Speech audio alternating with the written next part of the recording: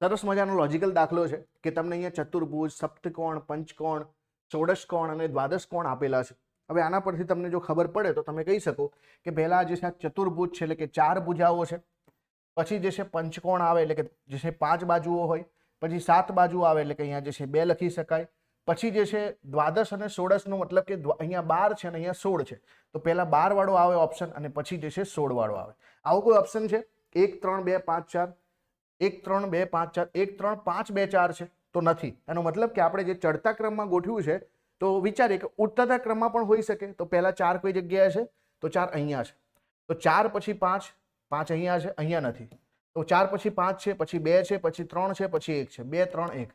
આનો મતલબ છે કે આપણો જવાબ જે છે ઓપ્શન નંબર એ થઈ જશે કે અહીંયા જે છે ચડતાના બદલે ઉતરતા ક્રમમાં ગોઠવેલું છે અને એટલા માટે આપણો જવાબ જે છે શું થઈ જશે? ઓપ્શન નંબર એ. બસ અહીંયા આ સમજવા જેવું છે કે આ 16 બાજુઓ અને આ જે છે કેટલું કહેવાય છે ભાઈ? આ જે છે ખૂણા, કે અહીંયા જે છે ચતુર્ભુજ 4 બાજુ થાય, સપ્તકોણ એટલે કે 7 ખૂણા થાય, એવી રીતે અહીંયા બાજુ અને ખૂણાની વાત કરેલી છે.